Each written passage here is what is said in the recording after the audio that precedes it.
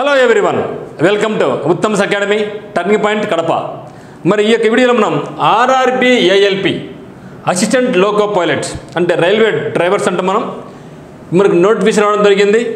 మన సికింద్రాబాద్ వరకు 758 వెహికల్స్ రావడం జరిగింది. ఇక సంఖ్య ఇంకా పెరిగే అవకాశం ఉంది. మరి మిత్రులు ఎవరైతే అప్లై చేస్తున్నారో వాళ్ళకందరికీ చాలా డౌట్స్ అన్నమాట. ఈ యొక్క వీడియో మనం ఆల్ అబౌట్ డౌట్స్, మీ యొక్క డౌట్ మా యొక్క సమాధానం టోటల్గా నేను మీకు ఎక్స్ప్లెయిన్ చేయడం జరుగుతుంది. ఇంకా మీకు ఈ యొక్క డౌట్స్ కాదని ఇంకా మీకు ఏమైనా డౌట్స్ ఉంటే మీరు కమెంట్ చెల్లపరిస్తే వాటికి కూడా ఒక వీడియో చేయడం జరుగుతుంది. కదా మొత్తం కంప్లీట్గా డిప్లొమా బీటెక్లు రాయొచ్చా, ఫైనల్ ఇయర్ వాళ్ళు రాసుకోవచ్చా, కట్ ఆఫ్ డేట్ ఏమున్నాయి, వేరే జోన్కి అప్లై చేసుకోవచ్చా, మల్టిపుల్ అప్లికేషన్ రాసుకోవచ్చా, మోటిఫికేషన్ చేసుకోవచ్చా, అప్లికేషన్ ఫీ ఎంత ఉంది, మళ్ళీ ఎన్నికి ఇస్తారా, పేమెంట్ ఎక్కడ చేయాలి, రికమెండేషన్స్ చెల్లుబాటుతాయా, ఖాళీ సంఖ్య పెరిగే అవకాశం ఉందా, ఫిజికల్ ఛాలెంజ్ పీపుల్ అప్లై చేసుకోవచ్చా, సర్టిఫికేట్స్ ఏమేమి సర్టిఫికేట్ సబ్మిట్ చేయాలి, మరి మనకు మెరిట్ అంటే ఫైనల్ జాబ్ సెలక్షన్ అనేది మనకి దేని బేస్ చేసుకుని ఇస్తారు వాళ్ళు. సో వాటితో పాటుగా మనకు ఏమేమి సబ్మిట్ చేయాలి, వ్యాలిడిటీ ఏమేమి ఉండాలి, ఫోటోస్ ఎన్ని కావాలి, సార్ నార్మలైజేషన్ అంటే ఏంది, నేమ్ చేంజ్ చేసుకోవచ్చా, ఇవన్నీ కూడా సిగ్నేచర్ ఏ విధంగా చేయాలి, నేమ్ చేంజ్ అయిన వాళ్ళ పరిస్థితి ఏంటి, మరి ఎగ్జామ్లో ఏ లాంగ్వేజ్లో ఉంటుంది, ఈ విధమైన అన్ని రకాలమైన డౌట్స్ అన్నీ కూడా నేను మీకు రిప్లై చేయడానికి ట్రై చేస్తాను. ఇంకా మీకైనా డౌట్స్ ఉంటే మాత్రం ఖచ్చితంగా కమెంట్ రూపంలో తెలియపరిచినట్టయితే ప్రతి ప్రశ్నకు నేను మీకు వీడియో రూపంలో సమాధానం చెప్తాను. అయితే ప్రతి ఒక్కరు కూడా అప్లై చేసే ముందుగా ఒక్కసారి దీన్ని చూడండి. అదే మాదిరిగా మీరు కొత్తగా చూస్తున్నట్టు మనకి ఛానల్ సబ్స్క్రైబ్ చేసుకోండి. ఎందుకంటే కంపల్సరీగా మీకు రైల్వే సబ్జెక్ట్ ఇస్తూనే ఉంటాను ఇంక మీదట. అదే మాదిరి మనకు గ్రూప్లో జాయిన్ కండి. మనకు వాట్సాప్ గ్రూప్ ఉందన్నమాట. ఏం చేయాల్సిన అవసరం లేదండి. మీరు మనకి వాట్సాప్ గ్రూప్ 8688080802 జాయిన్ చేయాలి. సింపుల్గా మీరు యాడ్ మీ ఆర్ఆర్బి అని పెట్టేసి మా మెసేజ్ చేస్తే మిమ్మల్ని గ్రూప్లో యాడ్ చేయడం జరుగుతుంది. మరి వన్ చూద్దాం మరి. ఎస్, సో ఆర్ఆర్బి ఏఎల్పికి సంబంధించి ఆఫ్లైన్ కోచింగ్ కానీ ఆన్లైన్ కోచింగ్ కానీ మన దగ్గర ఉందన్నమాట. ఆఫ్లైన్ కోచింగ్ అయితే డైరెక్ట్ మీరు టర్నింగ్ పాయింట్ గడపకు రావచ్చు. ఆన్లైన్ కోచింగ్ అయితే మాత్రం ఉత్తమ్స్ అకాడమీ యాప్ టూల్ మీరు డౌన్లోడ్ చేసుకోవచ్చు అనమాట. మరి ఫస్ట్ వన్, డిప్లొమా లేదా బీటెక్ వాళ్ళు రాయొచ్చా? ఇది చాలామందికి ఎప్పుడెప్పుడు డౌట్ ఉంటుందండి. నేను బీటెక్ చేశాను, ఏఎల్పి రాసుకోవచ్చా, లేదా డిప్లొమా రాసుకోవచ్చా అని చాలా డౌట్స్ ఉంటాయి. ఇక్కడే కాదు, ఈవెన్ బ్యాంక్ ఎగ్జామ్స్ రాసేటప్పుడు కూడా బీటెక్ వాళ్ళకి మాకు ఛాన్స్ లేదనుకుంటూ ఉంటారు. ఎస్, లేదు మిత్రమా, ఇక్కడ మనకు క్లియర్ కట్గా చెప్పడం జరిగింది. ఐటీఐలో రిలవెంట్ ట్రేడ్ ఇచ్చారు. అదే మాదిరిగా అది లేకపోతే ఇంటర్మీడియట్లో ఇక రిలవెంట్ ట్రేడ్ చేసిన వాళ్ళైతేనేమి, లేకుంటే డిప్లొమాలో ఇక్కడ ట్రేడ్ కానీ, అది లేకుంటే బీటెక్లో అంటే ఇక్కడ మనకు కంపల్సరీగా ఐటీ వాళ్ళు రాసుకోవచ్చు, ఇక్కడ ట్రేడ్ ఉండే వాళ్ళు +2 వాళ్ళు రాసుకోవచ్చు, అంటే ఇంటర్మీడియట్ వాళ్ళు రాసుకోవచ్చు, డిప్లొమా వాళ్ళు రాసుకోవచ్చు, బీటెక్ వాళ్ళు అందరూ రాసుకోవచ్చు. అంటే అయితే మనకు నోటిఫికేషన్ ఏమైతే ఇచ్చారో వాళ్ళు మనకు ట్రేడ్స్ అవన్నీ కూడా. సో లాస్ట్ వీడియో చెప్పడం జరిగింది, దానికన్నా మీరు ఒకసారి చూడండి. తర్వాత ఫైనల్ ఇయర్ చదువుతున్నాను నేను, ఐటీఐకి లేదంటే డిప్లొమా ఫైనల్ చదువుతున్నాను, లేదా ఫైనల్ బీట్ చేస్తున్నాను, నాకు ఛాన్స్ ఉందా అంటున్నారు. సో మిత్రం వాళ్ళు చెప్పింది ఏమంటే కట్ ఆఫ్ డేట్ అంటే that last date of the application. So last date of the అప్లికేషన్కు మీకు రిజల్ట్ వచ్చి ఉండాలి, సర్టిఫికేట్ ఉండాలా. సో నాకు తెలిసి ఇంకా 1 మంత్లో మనకు రిజల్ట్ వచ్చి సర్టిఫికేట్ చెందాలి ఏం లేదు. కాబట్టి ఇప్పటికి అయిపోయిన వాళ్ళు మాత్రం రాసుకోవచ్చు. తప్పితే ఇప్పుడు ఫైనల్ ఇయర్ రాసే వాళ్ళు కానీ, వెయిటింగ్ ఫర్ రిజల్ట్స్ వాళ్ళు కానీ ఈ యొక్క ఎగ్జామ్ అప్లై చేసుకోలేరు. రాసినా కూడా అది వ్యాలిడ్ కాదు. ఓకేనా? సో కాబట్టి ఫైనల్ ఇయర్ చదువుతున్నట్టు ఐటీ వాళ్ళు కానీ, ఫైనల్ చదువుతున్నట్టు డిప్లొమా వాళ్ళు కానీ, ఫైనల్ చదువుతున్న బీటెక్ వాళ్ళు అనొచ్చు అనమాట. సో డిప్లొమా 3 ఏళ్ళే కదా, ఐటీఐ 1 or 2 years కదా, మరి బీటెక్ 4 ఏళ్ళు కదా, 3 ఏళ్ళు అయిపోయింది కదా అనుకోవచ్చు. నో, అది సో వాళ్ళు కూడా వ్యాలిడిటీ అయితే లేదు. సో కంపల్సరీగా ఐటీఐ కానీ, డిప్లొమా కానీ, బీటెక్ కానీ ఇప్పటికీ అయిపోయి ఉండాల్సిందే. సో ఫైనల్ ఇయర్ వాళ్ళు అప్లై చేసిన అర్హులు కారు అనేసి మనకు నోటిఫికేషన్ క్లియర్ కట్గా క్రిస్టల్గా చెప్పడం జరిగింది. అయితే మనకు కట్ ఆఫ్ డేట్ క్వాలిఫికేషన్ ఏమి ఇచ్చారంటే 19/2/2024 అంటే ఇది మనకు last date to apply. So last date apply నాటికి మీరు కంపల్సరీగా ఈ యొక్క అర్హత అనేది కలిగి ఉండాలి. అదే ఏజ్ ప్రకారం అయితే మాత్రం 1/7/2024కి అంటే తర్వాత చాలా ముందుకు వెళ్ళిపోయినాడు. సో ఆ జూలై 1వ తేదీ 2024 నాటికి మీకు ఏజ్ వాళ్ళు కన్సిడర్ చేస్తారు. మరి ఇక్కడ డౌట్ వస్తుందన్నమాట, సార్ ఏజ్ని పెంచుతారా మళ్ళీ అనేసి. ఇంకా ఏజ్ పెంచే ప్రసక్తి ఏం లేదు. కరోనా వచ్చింది, ఎన్ని నోటిఫికేషన్ ఎన్ని కాదు ఇంకా. సో ఏజ్ అయితే ఇంకా పెంచే ప్రసక్తి లేదు. మరి వేరే జోన్కి అప్లై చేసుకోవచ్చా అని చాలా డౌట్. ఎస్, సో వేరే జోన్కి అయితే మాత్రం మన ఒక జోన్ వాళ్ళు వేరే జోన్కి అప్లై చేసుకోవచ్చు, తప్పు అయితే కాదు. అంటే లైక్ మనం సికింద్రాబాద్ జోన్ అనుకోండి, సికింద్రాబాద్ జోన్ వాళ్ళు బెంగళూరు జోన్ అంటే హుబ్లీ జోన్ అప్లై చేసుకోవచ్చు, చెన్నై జోన్ అప్లై చేసుకోవచ్చు, బాంబేకి ఆ విధంగా వెళ్ళిపోవచ్చు. కాకపోతే ఒక్క జోన్కి అప్లై చేసుకోవాలి. So decide yourself. Chennai zone రాసుకుంటావా, హుబ్లీ జోన్ రాసుకుంటావా, సికింద్రాబాద్ జోన్ రాసుకుంటావా, బాంబే జోన్ రాసుకుంటావా. సో కాబట్టి వేరే జోన్ రాసుకోవచ్చు. కాకపోతే ఒక్క జోన్కి అప్లై చేసిన తర్వాత రెండో అప్లికేషన్ పెట్టే ఛాన్సే లేదు. మీరు ఒకవేళ ఆ విధంగా అప్లికేషన్ పెడితే టోటల్గా మీ యొక్క అప్లికేషన్ రిజెక్ట్ అయిపోతుంది. సో బ్యాంక్స్లో ఎట్లా ఫస్ట్ అప్లై చేస్తాం, రెండోసారి అప్లై చేసినప్పుడు ఫస్ట్ది క్యాన్సిల్ అయిపోయి రెండోది హాల్ టికెట్ వస్తుంది. కానీ రైల్వే బోర్డు ఏం చెప్పింది, క్లియర్గా చెప్పింది, మీరు రెండో అప్లికేషన్ పెడితే అంటే మల్టిపుల్ అప్లికేషన్ పెడితే మీకు టోటల్గా మీ యొక్క అప్లికేషన్ రద్దు అయిపోద్ది అని చెప్పడం జరిగింది. కాబట్టి మీరు జాగ్రత్తగా పరిశీలించుకొని ఏ జోన్కి అప్లై చేసుకోవాలి ఏమనేసి 1-2 సార్లు ఆలోచించుకొని అప్లై చేసుకోండి. తర్వాత మల్టిపుల్ అప్లికేషన్స్కు ఛాన్సే లేదు. So no question of multiple applications. మరి మోడిఫికేషన్, సార్ నేను అప్లై చేసినప్పుడు నాకు కొన్ని తప్పులు వచ్చినాయి, మరి ఇక తప్పులు వచ్చినప్పుడు నేను వేరేది రాసుకోవచ్చా అని ఉంటుంది. ఓకే, సో మోడిఫికేషన్స్కు నేను చేసుకోవచ్చు అంటే ఎస్. అయితే మీరు బాగా గమనించండి, మోడిఫికేషన్స్కి టైం ఉంది. సో మనకు లాస్ట్ డేట్ ఇప్పుడు మనకు 19/2, ఆ తర్వాత మళ్ళీ 29 వరకు మళ్ళీ మనకు ఛాన్స్ ఉంది మోడిఫికేషన్స్. అయితే ఇక మోడిఫికేషన్స్ ప్రతిసారి మోడిఫికేషన్ మీరు 250 రూపీస్ పే చేయాలి. అంటే ఎన్నైనా చేసుకోవచ్చు, ఎన్నిసార్లు మీరు నోటిఫికేషన్ చేసుకుని పోతున్నారు. కాదు, ప్రతి ఒక్కసారి నోటిఫికేషన్ చేసేదానికి మీరు 250 డబ్బులు కట్టాలి. ఇక్కడ irrespective of general, EWS, OBC, SC, ST, ex service ఎవరైనా కావచ్చు, ఇర్రెస్పెక్టివ్ ఆఫ్ కేటగిరీ మీరు కంపల్సరీగా 250 రూపీస్ పే చేసి ఎన్నిసార్లు అయినా అన్నిసార్లు 250 కట్టుకుంటా మీకు చేసుకోవచ్చు. కానీ ఈ తతంగం వద్దు కాబట్టి మీరు ముందుగానే చాలా జాగ్రత్తగా మీకు తెలిస్తేనే అన్ని ఫిల్అప్ చేయండి. మీకు ఏ డౌట్ వచ్చినా కూడా ఆగి మళ్ళీ ఇన్ఫర్మేషన్ తీసుకొని అప్లై చేసిన తప్పితే మీరు అనవసరం చేద్దని డబ్బులు ఊరికి అనవసరం వేస్ట్ చేసుకోవద్దు, డబ్బులు ఊరికి రావు మనకు. సో కాబట్టి వేరే దానికి అప్లై చేసుకోవచ్చు, కానీ ఒక దానికి అప్లై చేసుకోవాలి. మల్టిపుల్ అప్లికేషన్స్కి ఛాన్సే లేదు. సో మోడిఫికేషన్స్కు ఫీ కంపల్సరీ చేయించాల్సిందే. అయితే మనకి ఏం చెప్పారంటే application fees 500 rupees for general, EWS and OBC 500 రూపాయలు పే చేసుకోవాలి. అదే ఎస్సీ, ఎస్టీ మరియు ఎక్సర్వీస్ మెన్ వాళ్ళు, ఫీమేల్ కేటగిరీ వాళ్ళు అయితే 250 పే చేసుకోవాలి.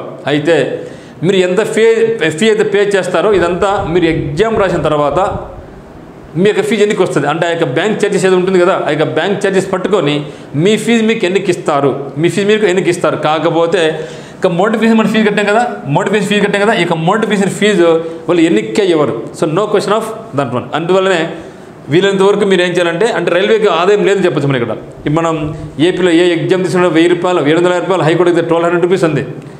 కానీ ఒక రైల్వేలో మాత్రమే తక్కువ fee, that totally refundable except bank charges. So కాబట్టి ఈ యొక్క మోడిఫికేషన్ ఫీజు అయితే మాత్రం వాళ్ళు బరిగని ఛార్జ్ 250 రూపీస్ అనమాట. అది మీరు ఎన్నిసార్లు చేసుకోవచ్చు, అది రైల్వేకి ఆదాయం వరారు కాబట్టి.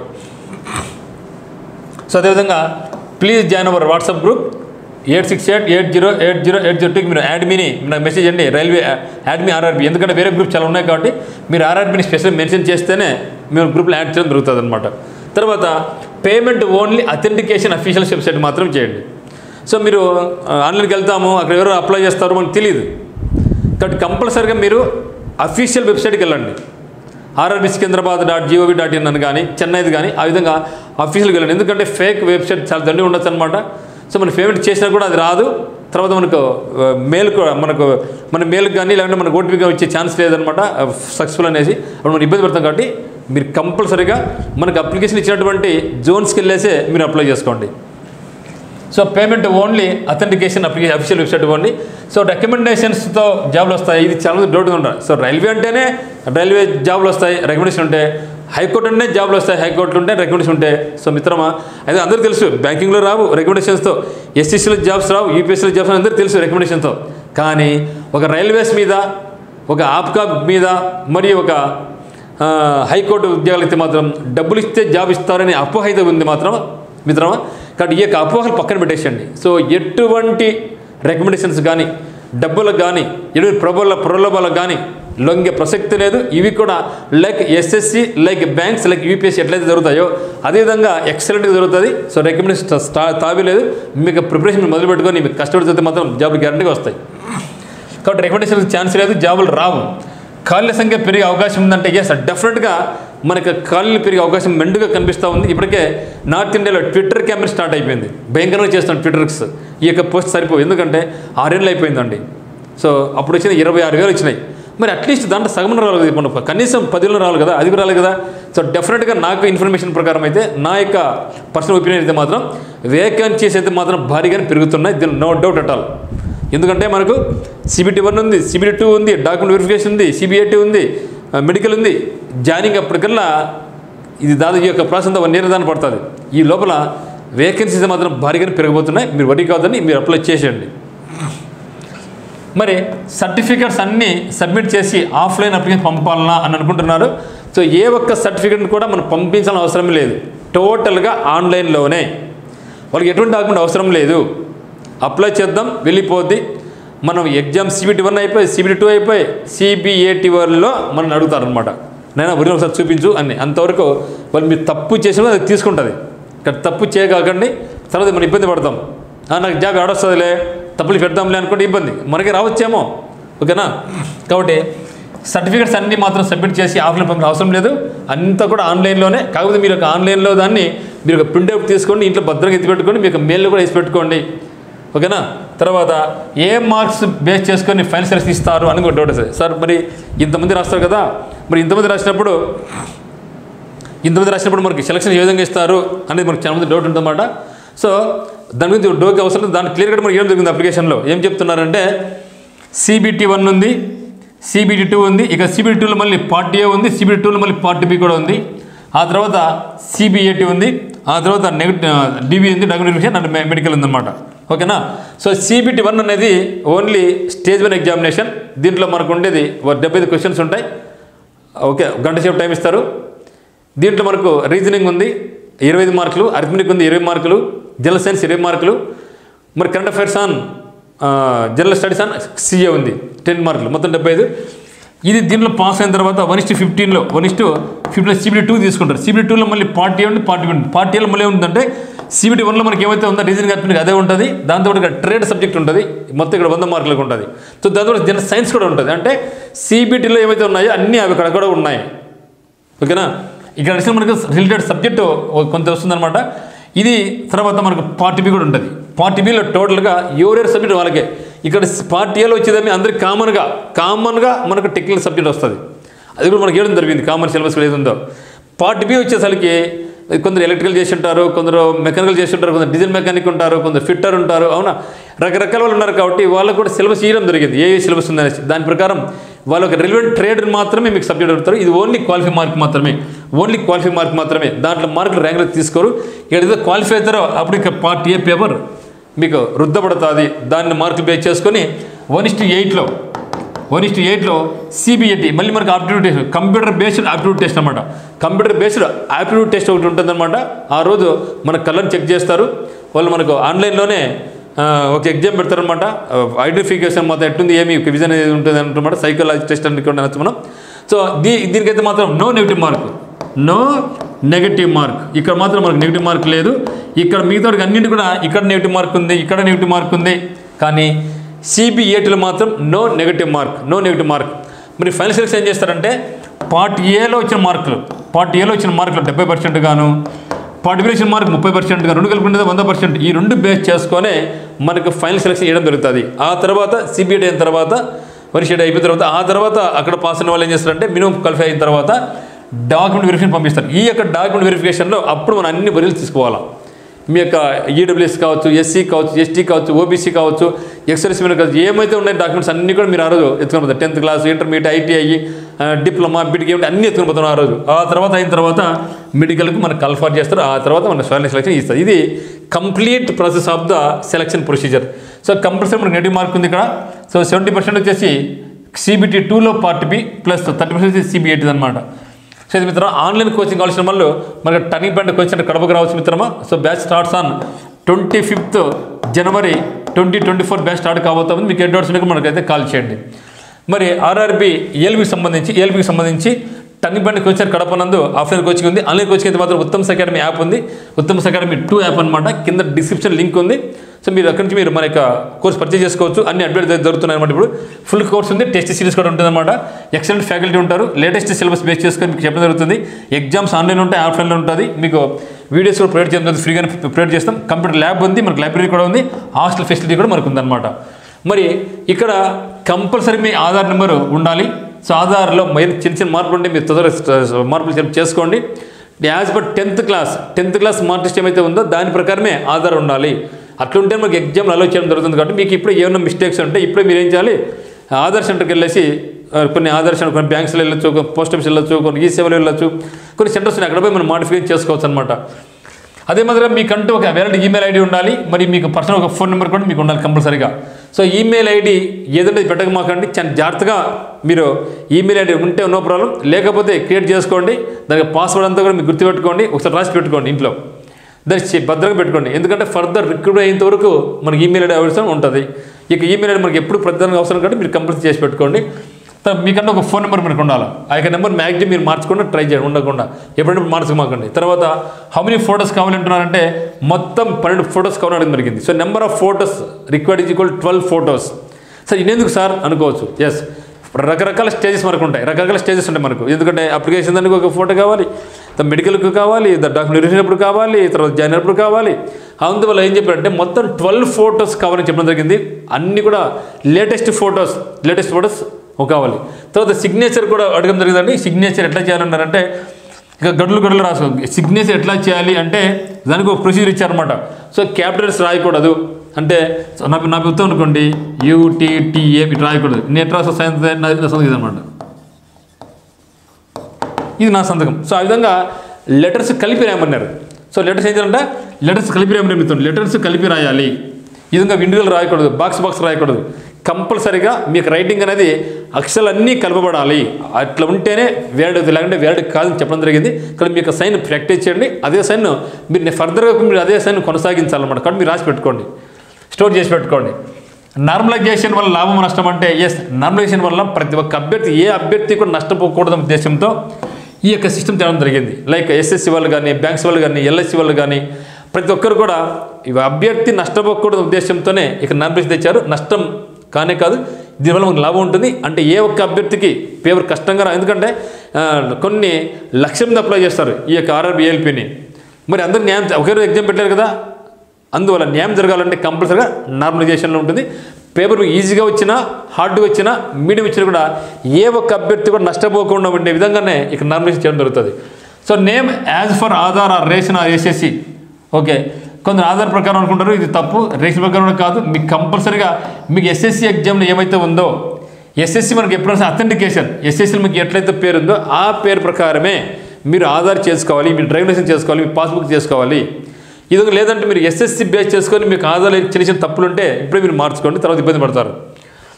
మరి గతంలో డీబార్ అయిన వాళ్ళు, డిస్మిస్ గవర్నమెంట్ జాబ్ డిస్మిస్ అయిన వాళ్ళు అప్లై చేసుకోవచ్చు అంటే వాళ్ళకి నో ఛాన్స్ అని చెప్పడం జరిగింది.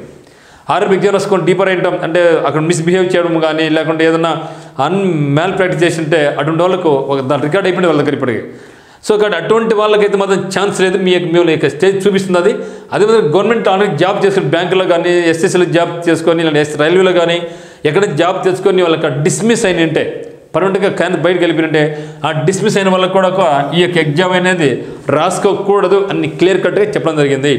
తర్వాత సిగ్నేచర్ ఎట్లా ఉండాలి చెప్పినా కదా, సిగ్నేచర్ అనేది ఇట్లా ఇండివిజువల్గా బాక్స్ ఉండకూడదు, మొత్తం లెటర్స్ కలిపి ఉండాలి. అది మీకు కన్వీనియంట్గా మీరు చూసి పెట్టుకోండి. తర్వాత నేమ్ చేంజ్ అయిన పరిస్థితి ఏంటి, జనరల్గా పెళ్ళి అయిన వాళ్ళు ముఖ్యంగా మహిళలు ఏం చేస్తారంటే పెళ్ళైంది కదా అనేసి తన యొక్క భర్త పేరు, ఇంటి పేరు ఉండాలనేసి ఆధార్ మార్పిడి చేసుకుంటారు. ఇది చాలా తప్పు. సో మార్పించిన అవసరం లేదు మిత్రులు, ఎప్పుడు మార్పించమాకండి. మీకు 10th క్లాస్ ఏమైతే ఉందో అది కంటిన్యూ చేయండి, తప్పేం కాదు.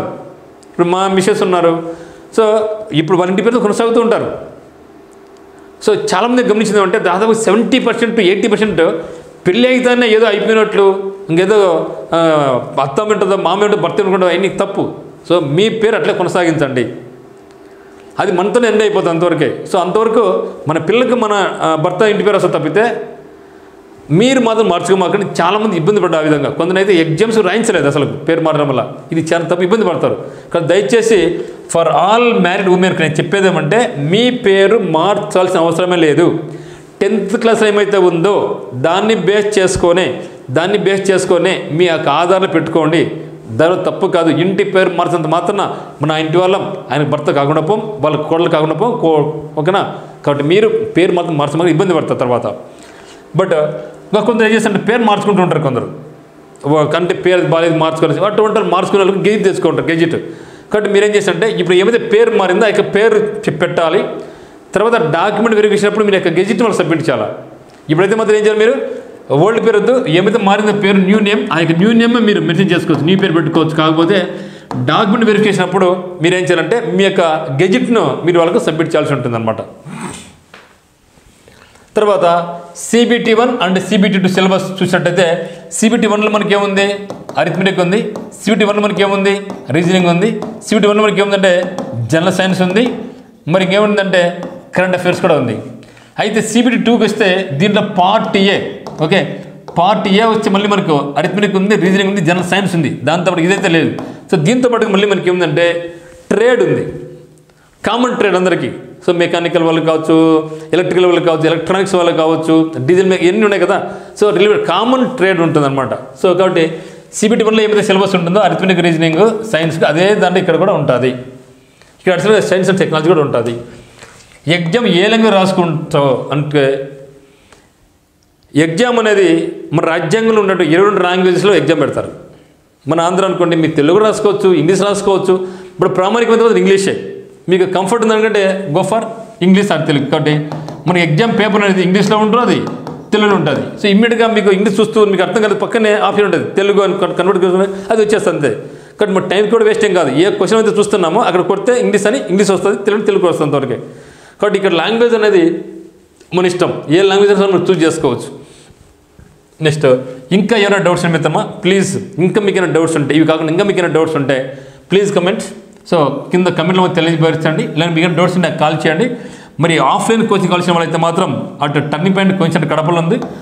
మరి ఆన్లైన్ కోచింగ్ కావాల్సిన వాళ్ళైతే మాత్రం దూరం రాని వాళ్ళు ఉత్తమ్స్ అకాడమీ యాప్ 2 ఉంది. ఇక్కడ యాప్ 2లో మీకు అప్డేట్స్ జరుగుతూ ఉన్నాయి. మీకు ఎగ్జామ్ కాల్ ప్రతిగా ఎవ్రీథింగ్ మీకు కోడింగ్ విధానంలో జీకే క్లాసెస్ కానీ, కరెంట్ అఫైర్స్ కానీ, ప్రీవియస్ బిట్స్ కానీ, ఎగ్జామ్స్ కానీ, రియల్ పేపర్ ఎగ్జామ్స్ ఏదైనా మీ అన్నీ కూడా మీకు అక్కడ అప్లోడ్ చేయడం జరుగుతుంది. మీకు ఎక్స్ట్రా టైం మీ పనికి వస్తుంది. అట్లా బిట్ పక్క పోకుండా విధంగా లేటెస్ట్ ప్యాటర్న్లో ఎటువంటి బిట్ కావాలో అటువంటి బిట్లను కూడా మీకు తయారు చేస్తున్నాం. మా యొక్క టీం అదే పనిలో ఉందన్నమాట. మీకు ఏ డౌట్స్ ఉన్నా కూడా మనకి నెంబర్ 8688080802 మీరు కాల్ చేయండి. సో ఆఫ్లైన్ కోచింగ్ కావాల్సిన అయితే మొత్తం 10 minutes కడపకు రండి. So batch starts on 25th of January 2014 అనమాట, 2024. సో వీడియోను ఒక షేర్ చేయండి, ఒక లైక్ చేయండి, మీకు ఫ్రెండ్స్కి తెలియపరచండి. ఇంకా మీకు ఏమైనా డౌట్స్ ఉంటే మాత్రం డెఫినెట్గా మీరు మనకి వాట్సాప్ గ్రూప్లోకి మీరు జాయిన్ కండి. వాట్సాప్ గ్రూప్ జాయిన్ కండి, చాలా సింపుల్. ఇది మీకు చాలా యూస్ఫుల్గా ఉంటుంది మిత్రమా. నేను చెప్పడం కాదు. 8688080802కి మీరు ఏం చేయాలంటే యాడ్ మీ RRB గ్రూప్ అని యాడ్ చేస్తే మిమ్మల్ని కంప్లీట్గా గ్రూప్లో యాడ్ చేసి ప్రతిరోజు మేము మోటివేట్ చేయడం, అవేర్ చేయడం మనకి ఎగ్జామ్స్ పెట్టడం జరుగుతుంటుంది అనమాట. ఈ అవకాశాన్ని మీరు అందరూ మిస్ కావద్దు. మన 2 రాష్ట్ర తెలుగు అభ్యర్థులు వేరే స్టేట్ వాళ్ళు వచ్చి జాబ్స్ కట్టుకుని పోతున్నారండి. మన ఆంధ్ర జాబ్స్, తెలంగాణ జాబ్స్. మరి మన ఆ ఛాన్స్ ఎందుకు ఇస్తున్నాం? మనం చదవడం లేదు కాబట్టి. మీరు కష్టపడి చదివితే, మనం కష్టపడి చదివితే డెఫినెట్గా ఆ యొక్క జాబ్స్ మనకే వస్తాయి అంతే కదా.